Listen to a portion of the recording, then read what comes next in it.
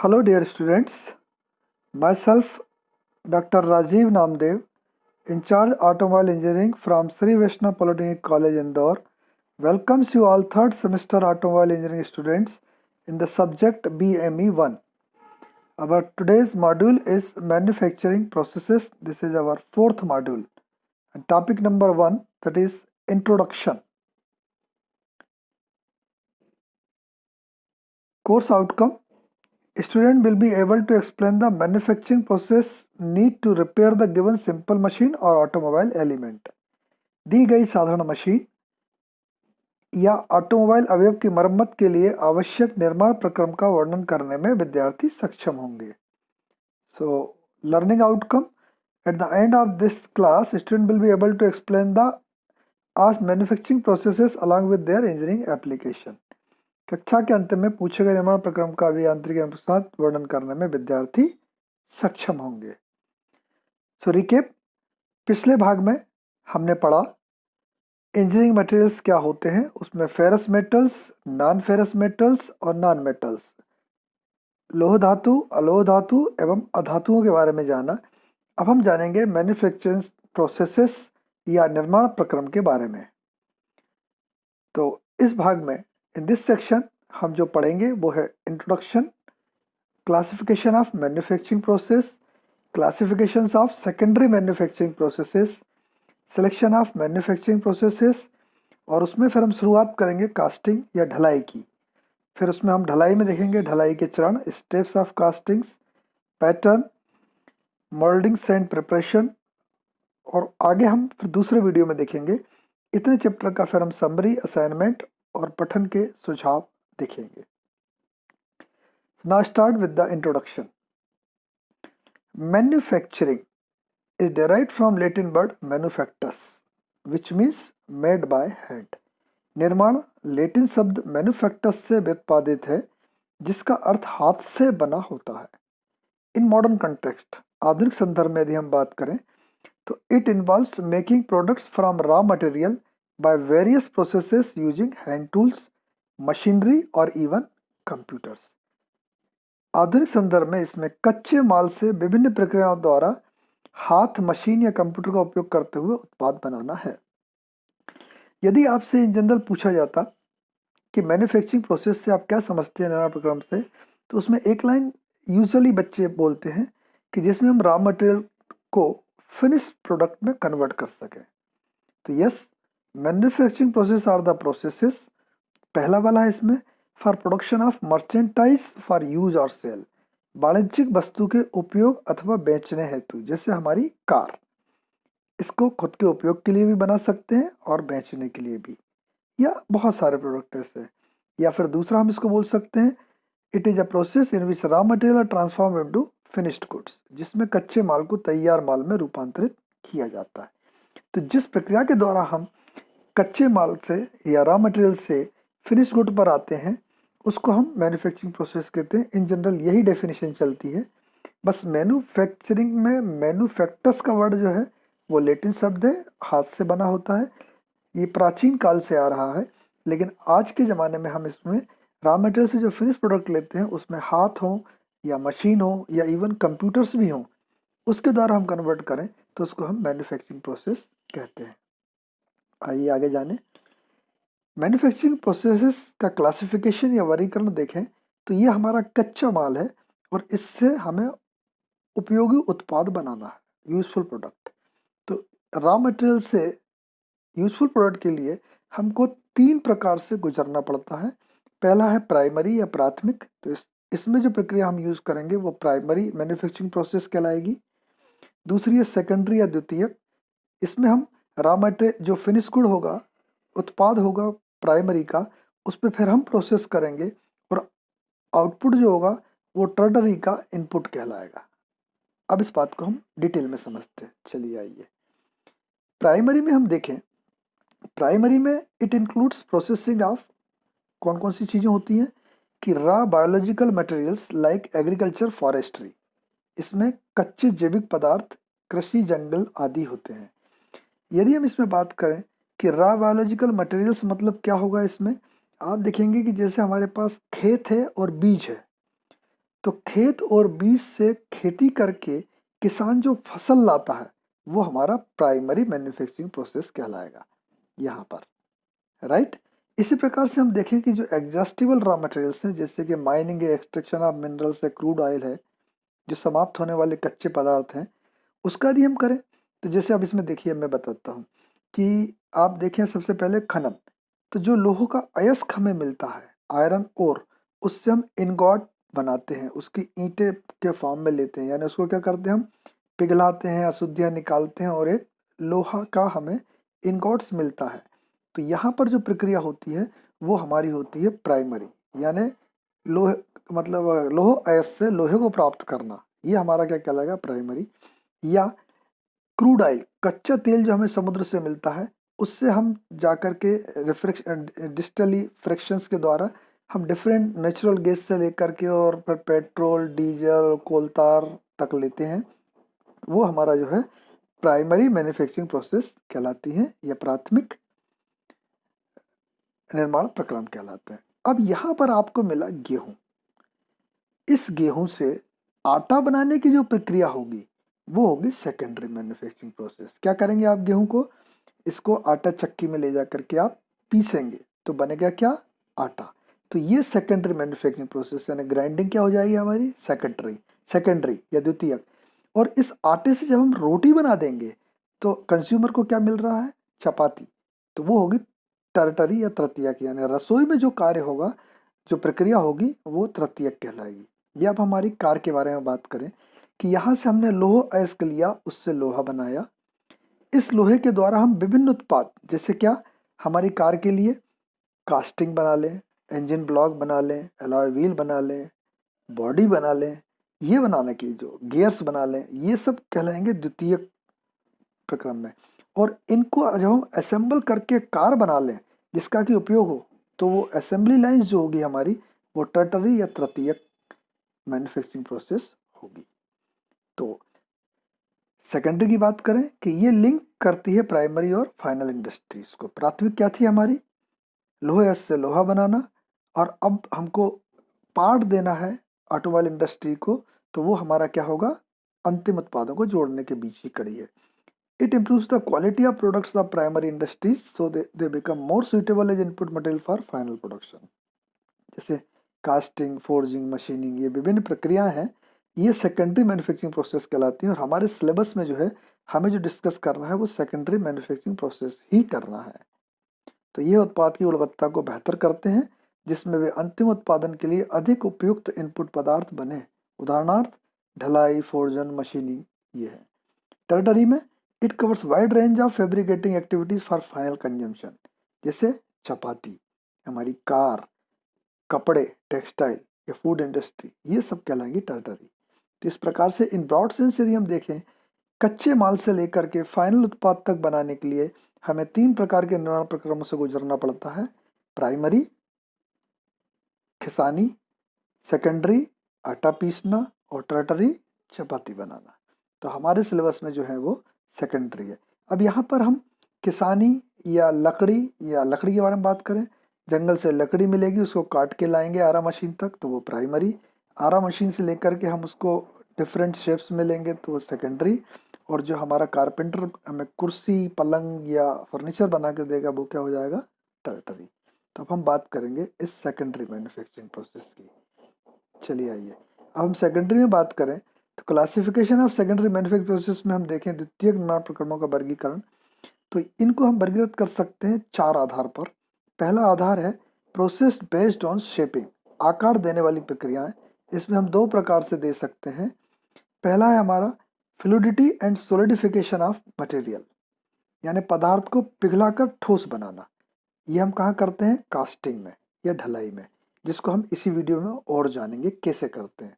तो पहली प्रक्रिया है हम आकार कैसे दे रहे हैं, उसको पूरी तरह से पिघला लेंगे, मोल्टन स्टेट में ले आएंगे और फिर उसको सॉलिड कर देंगे, तो ये कास्टिंग कहलाएगी। दूसरा ये है, आपने देखा होगा लोहे पीटे जो हमारे आते हैं, वो लोहे को लेते हैं, गर्म करते हैं और उसको ठोकते हैं, मतलब लिक्विड में नहीं करते बल्कि सॉलिड स्टेट में ही उसमें प्लास्टिक फ्लो होता है और फिर इलास्टिक रिएक्शन होता है।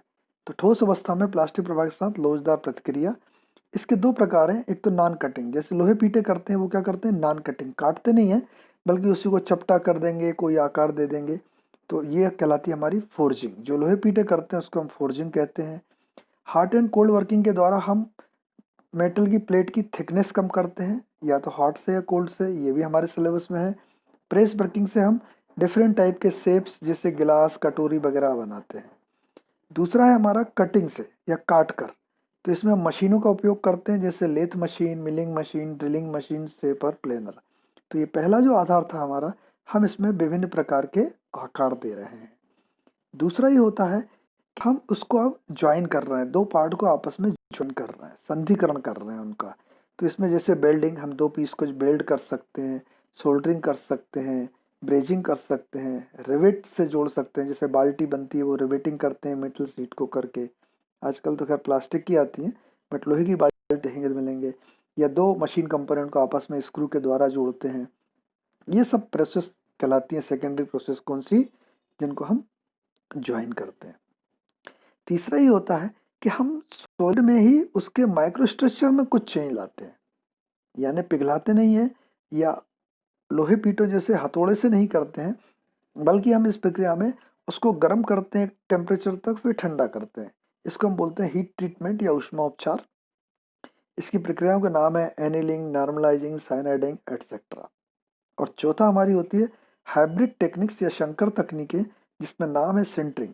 जैसे मान लीजिए यदि कोई दो मेटल है जो आपस में बेल्ड नहीं हो सकते, जुड़ नहीं सकते, गल नहीं सकते, तो उसका हम पाउडर बना करके उसको कॉम्पैक्ट करते हैं मशीनों के द्वारा, और एक हमें सिंटरिंग प्रोसेस कहलाती है, जिसके द्वारा हमें प्रोडक्ट मिलता है। तो इस प्रकार से ये हमारा था classification of secondary manufacturing processes. आइए अब हम चलते हैं कि जो हमने अभी तक मैन्युफैक्चरिंग प्रोसेस पढ़ी उनका हम सिलेक्शन कैसे करें, चयन। तो इसके हमारे पास दो कारण हैं। पहला कारक होता है डिजाइन फैक्टर्स या अभिकल्पन कारक, और दूसरा होता है इकोनॉमिक फैक्टर्स या आर्थिक कारक। अब देखिए मटेरियल कौन सा है, यदि मेटल है तो आप मशीन बनाएंगे, और प्लास्टिक है तो खिलौने बनाएंगे। प्रोडक्ट की जटिलता या कॉम्प्लेक्सिटी, जटिल होगा तो उसके लिए अलग प्रोसेस लेंगे, और आसान होगा तो उसके लिए अलग। मैकेनिकल प्रॉपर्टीज, उसके यांत्रिक गुण किस प्रकार के हैं, सरफेस में कितना रफनेस है या सरफेस का सतह का खुरदरापन कितना है, प्रोडक्शन का वॉल्यूम यानी कितने आयतन में उसको बनाना है, फिर उसकी गुणवत्ता क्या है, उसका आकार क्या है, और कितने समय में बनाना है, ये सारे के सारे जो कहलाते हैं ये हमारे डिजाइन फैक्टर या अभिकल्पन कारक हैं, जिसके आधार पर हम किसी भी एक मैन्युफैक्चरिंग प्रोसेस का चयन करते हैं। यहाँ पर यदि हम देखें, हमारे जो ऑटोमोबाइल कार में जो अपना इंजन ब्लॉक बनता है, वो बनता है मैन्युफैक्चरिंग प्रोसेस कास्टिंग के द्वारा, क्योंकि वो बहुत ज़्यादा कॉम्प्लेक्स होता है, मेटल का होता है, उसमें हमें मैकेनिकल प्रॉपर्टीज, स्ट्रेंथ या डैम्पिंग ये हमें चाहिए होता है। बाहर से सरफेस रफ रहती है, लेकिन अंदर जहाँ लाइनर होता है उसमें पिस्टन चलता है, वो बिल्कुल चिकना चाहिए, तो हम मशीनिंग करते हैं। तो इस प्रकार से हम डिजाइन फैक्टर्स के आधार पर मैन्युफैक्चरिंग प्रोसेस का चयन करते हैं। इकोनॉमिक फैक्टर्स में होते हैं कि रॉ मटेरियल की कास्ट कितनी है, टूल और डाई जो हम यूज़ कर रहे हैं उसकी, औजार और डाई की क्या कास्ट पड़ रही है, या उसका परिष्कृत कर रहे हैं, फिनिशिंग में कितना खर्चा आ रहा है, या लेबर की कितनी कास्ट लग रही है, या ओवरहेड कितने खर्च हो रहे हैं। और इसके अलावा स्क्रैप लॉस, मतलब कम से कम हम चाहते हैं कि अनुपयोगी हानि हो, स्क्रैप लॉस कहलाता है। तो ये लॉस के आधार पर भी हम चयन करते हैं कि हमें कौन सी वाली प्रोसेस बेनिफिशियल है। तो ये दो कारक हैं जिनके आधार पर हम मैन्युफैक्चरिंग प्रोसेस का चयन करते हैं। आइए अब हम नेक्स्ट चलते हैं। हम शुरुआत करते हैं कास्टिंग से। पहले हमने सबसे पहले यही पढ़ा था, कास्टिंग मतलब हम मेटल को पिघलाएंगे और उसको आकार में ढालेंगे। आकार कौन कौन से हो सकते हैं, ये देखिए आप, ये हमारा इंजन ब्लॉक है ऑटोमोबाइल का, ये व्हील है, अलॉय व्हील है, ये लेथ मशीन का बेड है। इसको पढ़े हम। Casting is one of the oldest manufacturing process dates back to 4000 BC when copper arrowheads were made. यानी ढलाई 4000 BC से भी पुरानी निर्माण प्रक्रिया में, काफी सनातन काल से चली आ रही है। उस समय जबकि तांबे के तीर बनते थे। देखिए आप आजकल फिल्मों में भी आप लोहे के तीर देखते हैं, तांबे के नहीं देखते हैं। It can be use to create complex internal and external part geometry. इनका उपयोग जटिल अंतः एवं बाह्य ज्यामितियों को बनाने के लिए किया जाता है। आप इसको ध्यान से देखिए जरा एक बार। ये कितना जटिल है किसी और प्रक्रिया के द्वारा बनाना इस कास्टिंग को। देखिए छोटे छोटे से होल हैं, शेप हैं, रेगुलर हैं, तो इसको हम जो लेते हैं कास्टिंग के द्वारा लेते हैं, राइट। तीसरा है कास्टिंग की साइज जो होती है फ्यू यानी कुछ जैसे कि अपना जो जिप लगती है, चेन लगती है, उसके दांते से लेकर के प्रोपेलर ऑफ ओशियन लाइनर्स यानी समुद्री प्रोपेलर का जो लाइनर होता है 10 मीटर तक का, वहां तक हम इसको बना सकते हैं। कितना वर्सेटाइल है हमारी ढलाई। उदाहरण इसके यहाँ चित्र बने हुए हैं, engine block, alloy wheel, machine bed etcetera. आगे बढ़ते हैं हम इसी में। अब ढलाई में होता क्या है the process by which a molten या liquid metal is poured into a mould known as casting वह प्रक्रिया जिसमें पिघली या द्रव धातु को सांचे में डालकर ठोस आकार प्राप्त करते हैं, उसको हम ढलाई कहते हैं। अब इसमें मोल्ड वर्ड आया है, मोल्ड। तो मोल्ड क्या होता है? Mould is a hello cavity of the desired shape. जैसे कास्टिंग जो है उसका जो खाली स्थान हो, उसमें हम मेटल भरे हो, कास्टिंग मिले, उसको हम मोल्ड कहेंगे। बाय यूजिंग पैटर्न, इसके लिए हम पैटर्न बनाते हैं या प्रतिरूप बनाते हैं और बालू की मदद ये लेते हैं। And then allowed to solidify, फिर पिघली हुई मेटल उसमें डाल के उसको ठोस होने तक रुका जाता है। The solidified part casting ejected और broken out of the mould to complete the process. और इस ठोस भाग को सांचे को तोड़कर बाहर निकालने पर यह प्रक्रिया पूर्ण होती है। अब हम इसको एक चित्र की मदद से समझते हैं कैसे। पहले हम दूसरा वाला चित्र देखते हैं, नहीं यही वाला देख लेते हैं, चलिए आइए ये वाला। ये सपोज आपको ये वाला आकार चाहिए, ये वाला, ये हमारा क्या है? पैटर्न। ये वाला शेप हमको चाहिए, ये वाला, ये हमारी फाइनल कास्टिंग है। तो हम उसका पहले पैटर्न बनाएंगे। यूजुअली लकड़ी का, मेटल का, प्लास्टिक का बनता है ये मेटल को हमने बीच में से काट दिया, इसको 2 पीस कर लिया है, ठीक है। अब इस मेटल का उपयोग करेंगे हम यहाँ पर, ये हमारा मोल्डिंग बॉक्स या कुप्पी फ्लास्क है, इनके अंदर हम रेत भरेंगे और रेत में ये आधे हिस्से को पहले करेंगे और इस आधे हिस्से को बाद में करेंगे। नीचे वाले हिस्से को हम बोलते हैं ड्रैग और ऊपर वाले हिस्से को बोलते हैं कोप या ऊपरी हिस्सा। फिर इनको हम आपस में जोड़ देंगे और यहाँ पर ये जो खाली स्थान देख रहे हैं आप, ये खाली रहेगा, ये वाला चाहिए हमको। और अब मेटल डालना है तो यहाँ पर जिस जगह से डालते हैं उसको राइजर बोलते हैं। और ये जिस जिस प्रकार से हम डालते हैं, जिस बर्तन के थ्रू हम लेते हैं पिघली हुई मेटल को, उसको हम लेडल बोलते हैं। लेडल से हम इसको डालेंगे, यहाँ से मेटल इसमें पूरी भराएगी। भरने के बाद यहाँ पर ये इसके राइजर कप हैं, ऊपर तक जाएंगे ये, और बाद में फिर पिघली हुई मेटल बाहर आएगी। यानी चूंकि ये पूरा पैक रहता है, हमको दिखता नहीं है, तो हम रनर से तब तक डालते हैं मेटल को जब तक ये राइजर से बाहर ना आ जाए। बाद में फिर हम ये जो बालू रेत का बना है या ये बॉक्स है, इसको खोल देते हैं, तोड़ देते हैं, मशीन मिल जाएगी। अब उसके साथ ये जो आप देख रहे हैं पोर्शन ये मिलेंगे, रनर, राइजर, गेट, इनको हम काट के और अल्टीमेट पार्ट हम ये ले लेते हैं।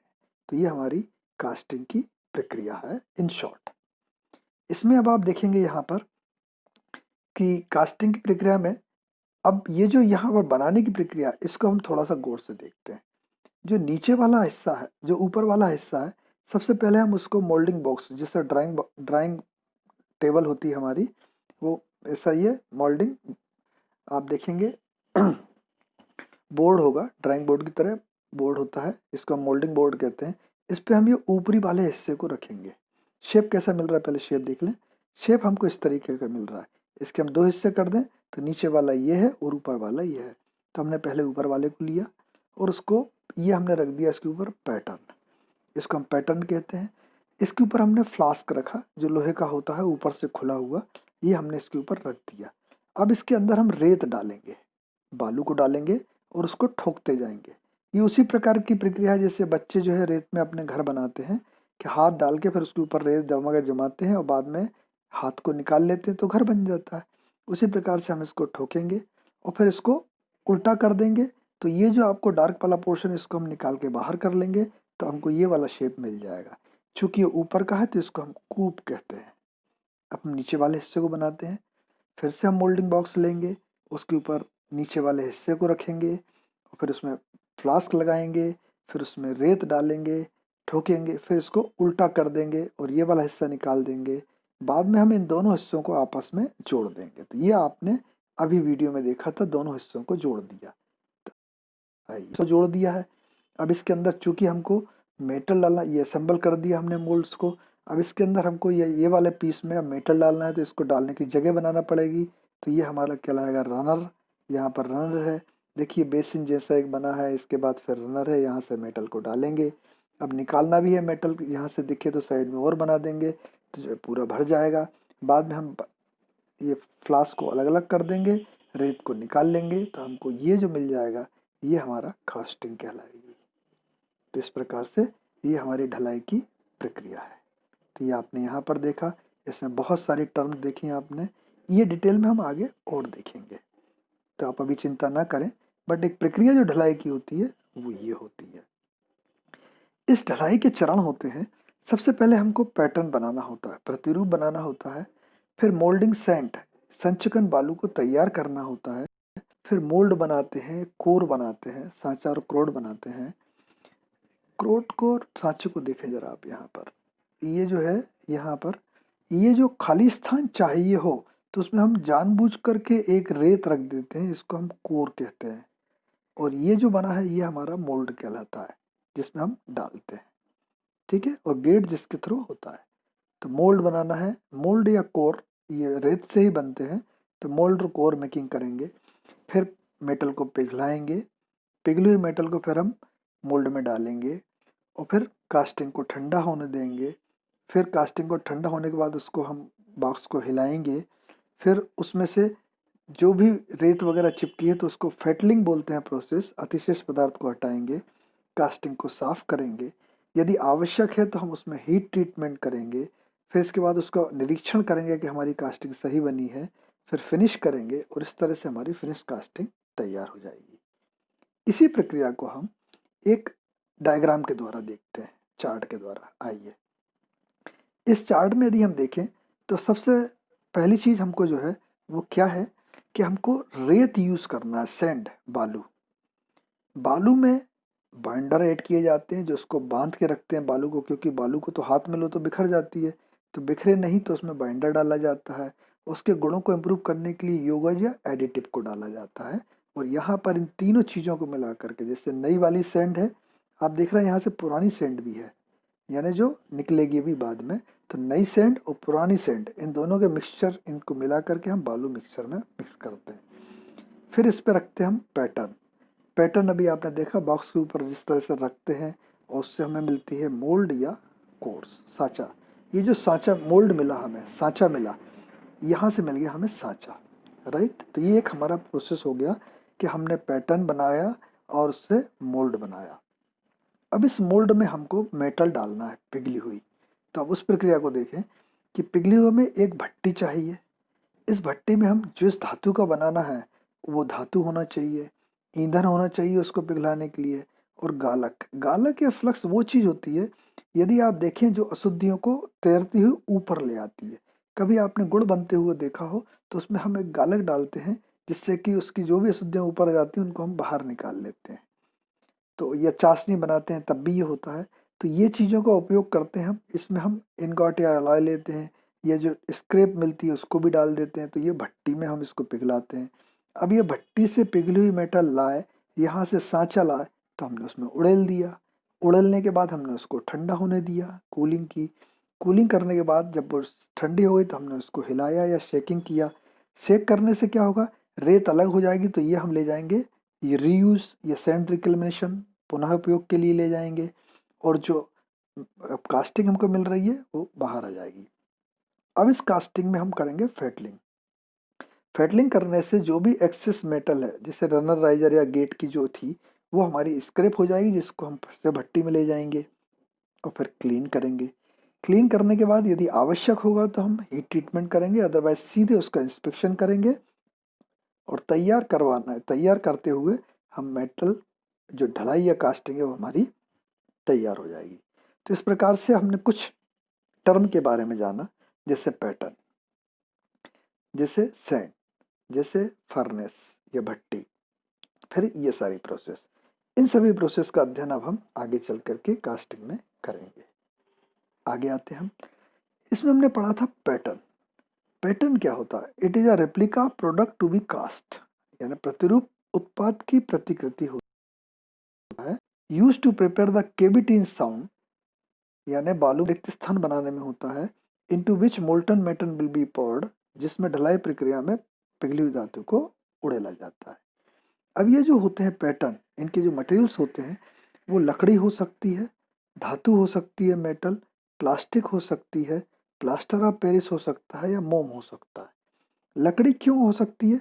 यूजुअली लकड़ी के होते हैं क्योंकि ये सस्ते, चीप हैं, आसानी से उपलब्ध हैं, इजीली अवेलेबल हैं, और शेप कोई भी दिया जा सकता है, आकार देने में आसान है। जबकि मेटल का उपयोग यदि हमें ज़्यादा कास्टिंग चाहिए तो हम स्ट्रांग और ड्यूरेबल होने के कारण, मजबूत और टिकाऊ होने के कारण हम मेटल के भी बनाते हैं। अब आप बोलेंगे मेटल का पैटर्न कैसे बनेगा? उसके लिए हम लकड़ी का पैटर्न पहले बनाएंगे, फिर मेटल का पैटर्न बनाएंगे। तो लकड़ी का पैटर्न क्या कहलाएगा? मास्टर पैटर्न, और उससे फिर ये पैटर्न बनेगा। प्लास्टिक का भी यूज़ करने लगे हैं क्योंकि लो वेट होता है, कम वजन होता है, सतह चिकनी होती है, स्मूथ सरफेस होती है, और टिकाऊ एवं सस्ते हैं, ड्यूरेबल और चीपर है। प्लास्टर ऑफ पेरिस की आप मूर्तियां वगैरह जो घरों में बनती हैं आपने देखा होगा, ये मास्टर मोल्ड्स बनाए जाते हैं प्लास्टर ऑफ पेरिस के, उससे डिफरेंट टाइप के फिर आपके अलग अलग आपकी मूर्ति वगैरह बन जाती हैं। जबकि मोम का उपयोग इन्वेस्टमेंट कास्टिंग, एक प्रकार की ढलाई है, निवेश ढलाई में उपयोग किया जाता है। तो ये पैटर्न और उसके मटेरियल। अब पैटर्न के प्रकार कितने होते हैं? सिंगल पीस होता है या सॉलिड पैटर्न होता है, एकल खंडी या ठोस। स्प्लिट पैटर्न होता है जिसमें 2 पीस या मल्टी पीस होता है। फॉलो बोर्ड होता है, अनुसरणी फलक प्रतिरूप होता है। कूप एंड ड्रैग, कूप यानी ऊपरी प्लेट और ड्रैग यानी निचली प्लेट प्रतिरूप होता है। मैच प्लेट, सुमेल प्लेट प्रतिरूप होता है। गेटेड पैटर्न, द्वारयुक्त पैटर्न होता है। सेल पैटर्न, कोश प्रतिरूप होता है। सेगमेंटल पैटर्न, खंडयुक्त प्रतिरूप होता है। लो पीस पैटर्न, अबद्ध खंड प्रतिरूप होता है।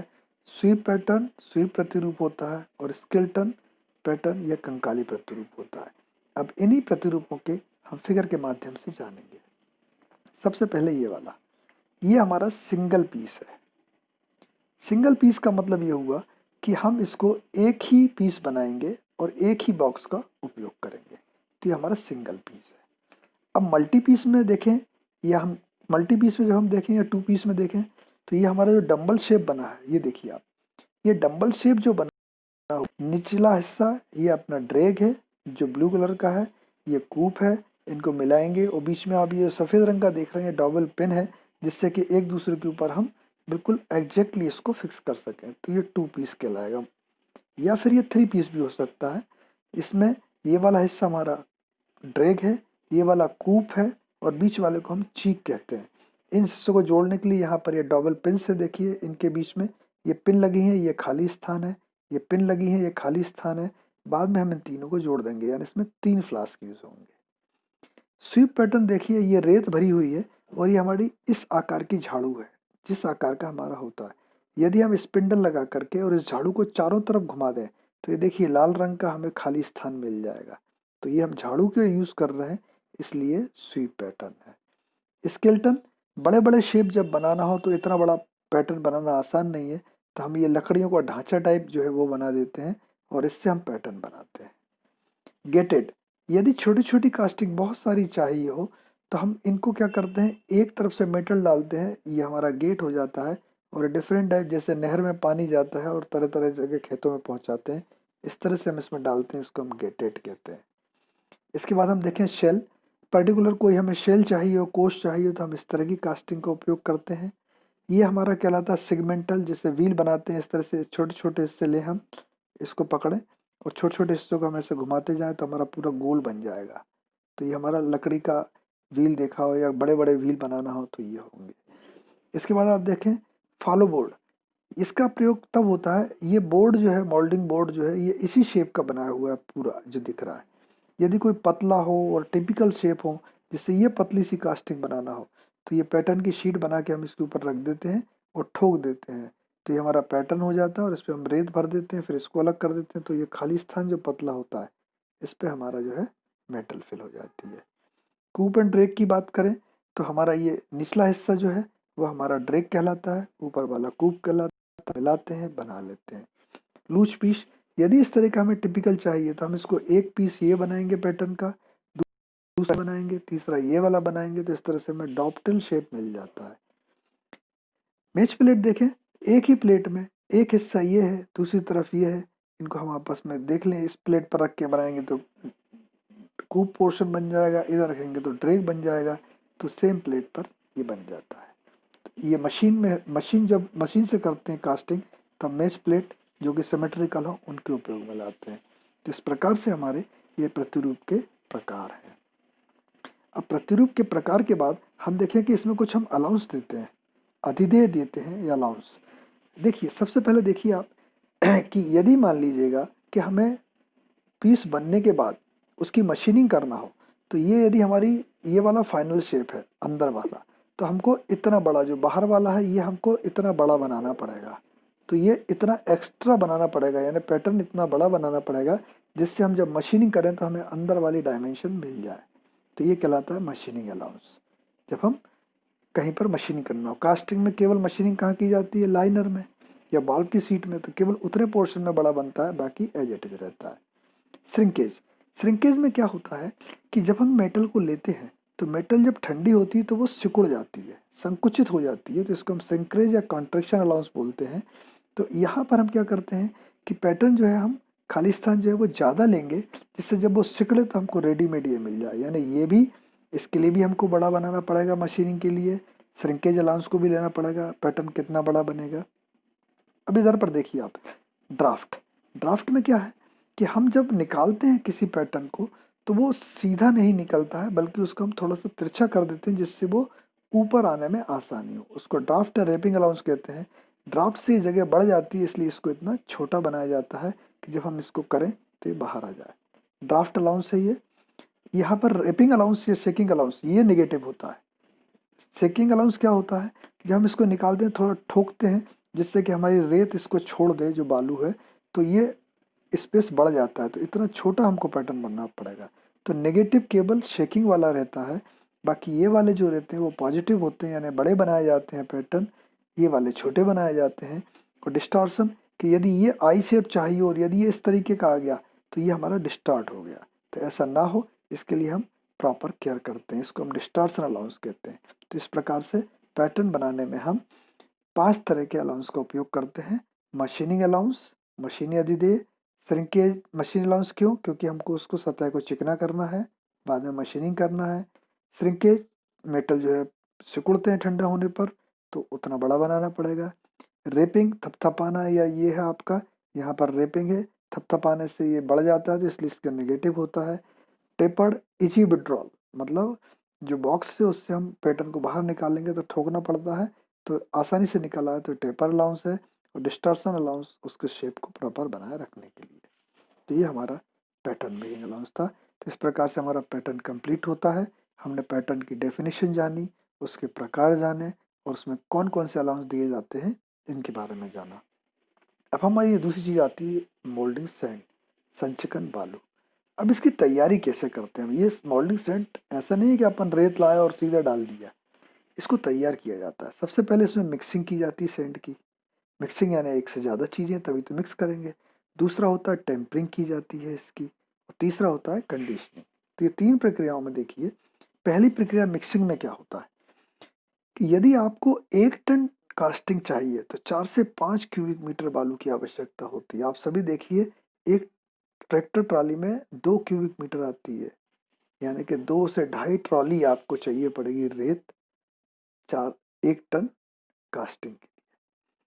अब जो रेत है वो बनी होती है सिलिका की। Silica is a high fusing material, ये उच्च गलनी पदार्थ है, but it has no bonding property. ये बिखरी हुई रहती है, ये आपस में बनती नहीं है, जिसके लिए हम क्ले का उपयोग करते हैं। Clay is use for bonding purpose. Clay यानी मृतिका या चीनी मिट्टी कहते हैं, इसका हम बंधक के रूप में उपयोग करते हैं। लेकिन इसके साथ भी यह है कि too much clay will crack the mould after drawing, यानी सूखने के बाद चीनी मिट्टी की अधिकता यदि हुई तो उसमें दरारें आ सकती हैं। तो दरारें ना आए तो इसको हमें सॉफ्ट बनाना पड़ेगा, तो इसके लिए हम इसमें एडिटिव्स यूज़ करते हैं। एडिटिव्स के कुछ नाम हैं: चूने का पत्थर, लाइमस्टोन, आयरन ऑक्साइड, लोहा oxide, soda, magnesia, smaller quantity में मिलाते हैं जिससे कि कास्टिंग प्रॉपर्टी हमारी इम्प्रूव। और कोल डस्ट मिलाया जाता है जिससे कि हम सैंड के बीच में जब वो बन जाती है तो उसके बीच में गैप रहे, जिससे कि मोल्ड हमारा जल्दी ठंडा हो जाए। तो इस प्रकार से 4 चीज़ें हैं, सिलिका सबसे ज़्यादा मात्रा में, फिर क्ले, फिर एडिटिव्स और कोल डस्ट। इन सबको मिक्स किया जाता है। इन सबको मिक्स करने के पहले, ये तो हमारे इंग्रेडिएंट्स हो गए। अब इनको मिक्स करने के लिए हमें किसकी ज़रूरत है? एडिशन ऑफ मॉइस्चर, पानी। पानी का हम उपयोग करते हैं, इसको बोलते हैं सैंड की टेम्परिंग। और पानी से जब हमने इसको मिक्स कर लिया, तो अब पानी डाल दिया तो इसको मिक्स करना है। तो जो मिक्स करने का काम है या तो हाथ से करेंगे कम होगी, या फिर मशीन से। मशीन से जो होती है उसको मुलर कहते हैं। तो इसको मिक्स करने का काम कहलाता है सैंड कंडीशनिंग। तो इस प्रकार से 3 स्टेप होती हैं। सबसे पहले मिश्रण बनाना, फिर पानी मिलाना और फिर उनको मिक्स करना। तो इस तरीके से हमारी मोल्डिंग सैंड तैयार होती है। अब हम मोल्डिंग सैंड के बारे में और कुछ जाने। मोल्डिंग सैंड जो होती है संचकन बालू, all sands are formed by breaking up of rocks. ये कैसे मिलती है कि जितनी भी सैंड है, ये सभी प्रकार की बालू जो है वो ब्रेकिंग ऑफ रॉक्स, पत्थरों के टूटने से बनती है। और पत्थर कैसे टूटते हैं? Due to action of natural force, हवा, विंड, रेन, बारिश, वाटर, पानी। इन इंडिया, भारत में foundry sands are found in river. तो जो हमको भारत में जो फाउंड्री बालू मिलती है हमको, वो हमें नदी से मिलती है। और बालू बनती कैसे है? पत्थरों के टूटने से। पत्थर कैसे टूटते हैं? हवा से, बारिश से या जल से। अब हमारी जो मोल्डिंग सैंड होती है उसमें क्या क्या चीज़ें होती हैं हम वैसे पढ़ चुके हैं अभी। सिलिका ग्रेन, ये बालू के कण होते हैं। ये सिलिका ऑक्साइड होते हैं। सिलिकॉन ऑक्साइड के ग्रेनुलर क्वार्ट्स, दानेदार पत्थर होते हैं। सबसे ज़्यादा मात्रा इन्हीं की होती है। इसमें क्ले या मृतिका चीनी मिट्टी होती है। अब क्ले क्या होते हैं इसके बारे में जानें। ये 2 माइक्रोन से छोटे होते हैं, कण होते हैं, जिसको यदि हम पानी में डालें तो वो 25 मिलीमीटर पर मिनट के रेट से मतलब ठहर ना पाए, मतलब सेटल ना हो पाए, सस्पेंड ना हो पाए, यानी ऊपर तैरते रहें। जो ऊपर तैरते रहते हैं वो क्या होते हैं? हमारे क्ले। मिट्टी को लाइए, आप पानी में डालिए, और जो ऊपर तैरता हुआ आपको मिल जाए उसको क्या बोलेंगे हम? क्ले, मृतिका या चीनी मिट्टी। मॉइस्चर, मॉइस्चर जो है यानी पानी, वो furnish the bonding action of clay, वो मृतिका को बांधे रखती है। यानी पानी मिलाने से जो मृतिका है या चीनी मिट्टी है वो गीली होती है और वो इन सिलिका के पत्थर को बांधे रखती है। और मिसलेनियस हमने पढ़ा था अभी, चूने का पत्थर, लोहा ऑक्साइड, ये 2% से कम होते हैं। इस प्रकार से हमारी मोल्डिंग सैंड बनती है। तो मोल्डिंग सैंड बन गई, पैटर्न बन गया, तब आप मोल्ड बना लेंगे। आइए अब आगे चलते हैं। मोल्डिंग सैंड के जो प्रकार हैं, ये जो हमें मिलती है, वो नेचुरल या ग्रीन सैंड कहलाती है, प्राकृतिक, जिसको कि हम नदी के किनारे से गड्ढे खोद करके प्राप्त करते हैं। लेकिन यदि हम इसको जिसमें 2% से कम बाइंडर हो, क्ले हो, उसको कृत्रिम बोलते हैं, सिंथेटिक बोलते हैं, या हाई सिलिका सैंड बोलते हैं। और स्पेशल सैंड हम बनाते हैं यदि हमें कुछ स्पेशल प्रॉपर्टी चाहिए हो जो कि साधारण वालों में हमको नहीं मिलती है। तो 3 प्रकार से होते हैं। अब ग्रीन सैंड के बारे में हम आगे और पढ़ते हैं कि संकचन बालू के वो क्लासिफिकेशन था, ये प्रकार है। ग्रीन सैंड आल, तो जो नेचुरल सैंड है जिसमें कि सिलिका होती है, 18 से 30% क्ले होता है और 6 से 8% जल होता है, ये हमारी ग्रीन सैंड कहलाती है। इस ग्रीन सैंड को जब मोल्ड बना करके हम ओवन में रख देते हैं गर्म होने के लिए, ड्राई होने के लिए या बेक होने के लिए, उसको हम ड्राई सैंड कहते हैं। फेसिंग सैंड जो होती है, दोनों तरफ हम कूप और ड्रैग में मोल्डिंग बॉक्स के ऊपर सिंपल एक रेत डाल देते हैं, नर्मदा बालू डाल दें तो फेसिंग सैंड कहलाएगी। फेसिंग सैंड क्या होती है? जो जस्ट मोल्ड के ऊपर आती है। मतलब मोल्ड आपने रखा, पैटर्न रखा, और पैटर्न के ऊपर आप 25% फ्रेश और स्पेशल पेपर सैंड, 70% ओल्ड डालते हैं, फिर 5% सी। तो फेसिंग सैंड जो जस्ट पैटर्न के ऊपर रहती है वो फेसिंग सैंड होती है। बेकिंग सैंड यानी पुरानी रीयूज की हुई सैंड से हम बाकी के मोल्डिंग बॉक्स को भरते हैं, उसको हम पृष्ठक बालू या बेकिंग सैंड कहते हैं। पार्टिंग सैंड यानी दोनों हिस्से आसानी से अलग हों, तो वहाँ पर हम पार्टिंग सैंड में silica sand, free silica sand यानी नर्मदा की रेत यदि डाल दें तो वहाँ पर दोनों चिपकेंगे नहीं और अलग अलग हो जाएंगे। कोर सैंड, जो आपने देखा है कि कोर बाद में हालो पोर्शन प्राप्त करने के लिए हमें कोर बनाई जाती है, उसमें हम linseed oil, resin, light mineral oils इनको ऐड करते हैं, वो कोर सैंड होती है। और दुमट बालू जिसमें सिलिका और क्ले की मात्रा सेम रहती है, वो दुमट बालू या लोम सैंड कहलाती है। तो ये हमारे सैंड के प्रकार हैं। अब इनमें गुण देखिए आप, सैंड में गुण क्या होते चाहिए? पोरोसिटी, परमिएबिलिटी, सरलता या पारगम्यता होनी चाहिए। पारगम्यता, सरलता क्यों जरूरी है? जिससे कि जब हम पिघली हुई मेटल डालते हैं तो वो रेत जो जिससे घिरा हुआ अपना मोल्ड है उसमें जो गैसेस बनेंगी वो गैसेस आसानी से बाहर निकल जाए। या पानी है तो वो मॉइस्चर बन करके बाहर निकल जाए और हमारा मोल्ड ना टूटे और हमको साउंड कास्टिंग प्राप्त हो। रिफ्रैक्टिवनेस या दुर्गलनीयता क्या है? कि जब हाई टेम्परेचर होगा, पिघली हुई मेटल आप लोहे को डालेंगे, 1700 डिग्री होगा, तो उसमें हमारी रेत जो है वो खुद ना गले, तो वो गलती नहीं है, ये रिफ्रैक्टिवनेस या दुर्गलनीयता कहलाती है। फ्लोएबिलिटी, जब हम ठोक ठोक करके मोल्ड बना रहे हैं तो उस समय रेत पानी की तरह बहना चाहिए, ऐसा ना हो कि वो अपनी जगह रुकी रहे और हमारा जो कास्टिंग है वो परफेक्ट ना बने या साउंड ना बने। कलप्सिबिलिटी, बिखरन, हम मोल्टन मेटल में मेटल को डालने के बाद फिर उसको सोलिडिफाई होने के बाद उसको तोड़ते हैं तो वो टूट जाना चाहिए, ये कलिप्सिबिलिटी कहलाती है, बिखरन कहलाता है। एडेसिवनेस, असंगता, एडेसिवनेस मतलब दूसरे के साथ जुड़ने की, तो मोल्डिंग बॉक्स के साथ ये जुड़ सके जिससे हमारा मोल्ड बन जाए। और कोहेसिवनेस, आपस में जुड़ा रहे जिससे कि सेंड जो है वो हमारी चिपके नहीं और कोलप्स मोल्ड ना हो। तो ये हमारे सेंड के गुण हैं। आइए अब हम इनकी टेस्टिंग करते हैं इन गुणों की। हमने कहा पारगम्यता होनी चाहिए, तो इसके लिए टेस्ट के लिए हम परमिएबिलिटी नंबर लेते हैं जिसका फार्मूला है V into H upon small p into A into T. V है वॉल्यूम ऑफ एयर, हम एयर को पास करेंगे। हाइट 2 इंच या 5.08 सेंटीमीटर, ये 2 इंच के हमने एक सैंपल लिया, रेत का बनाया, 2 इंच हाइट है और 2 इंच का डायमीटर है। इसको हम बालू की मदद से बनाएंगे और इसमें हम प्रेशर कितना रहेगा, 10 ग्राम पर स्क्वायर सेंटीमीटर से हम प्रेशर से इसके अंदर एयर को छोड़ें। तो जितना, यदि हम देखें 2000 क्यूबिक सेंटीमीटर एयर को छोड़ें तो वो जितना छूटने में दूसरी तरफ जाने में टाइम लेती है उससे हम डिवाइड कर दें तो हमको मिलता है परमिएबिलिटी नंबर। तो ये बालू का परमिएबिलिटी टेस्ट होता है। अब जो कण होते हैं उनकी सूक्ष्मता का परीक्षण करते हैं कि कितने हैं, साइज क्या है, तो इसको हम फिटनेस नंबर के द्वारा बताते हैं। इसमें सपोज हमने लिया 1 किलो सैंड ली और उसको डिफरेंट छन्नियों से गुजारा। जैसे आप देखते हैं कि थ्रेशर में आप देखते हैं कि वो रेत और भूसा जाता है और वो छानते रहते हैं तो गेहूँ ऊपर रह जाता है और भूसा नीचे चला जाता है। उसी प्रकार यहाँ पर है, जो बारीक बारीक होंगे, यदि हमने मान लीजिए कोई प्रोडक्ट लिया यहाँ पर 1 किलो और उसमें हमने देखा कि जो रेत बची वो हमारी कितनी बची यहाँ पर 700 ग्राम, तो 1000/700 यानी ये हमारा कहलाएगा फिटनेस नंबर। अब उसमें नमी कितनी है, नमी को जांचने के लिए हम क्या करते हैं, 50 ग्राम हम बालू रहते हैं और उसको 150 डिग्री तक ओवन में गर्म करते हैं, तो जो मॉइस्चर है वो उड़ जाती है, तो बाद का जो वचन बचता है, यानी कि जो वचन, जो उसका वेट है, या मतलब वेट है सूखे का और जो हमने 50 ग्राम रखा उसके बीच का अंतर, उसको 50 से भाग लगा के 100 करें तो ये मॉइस्चर कंटेंट कहलाता है।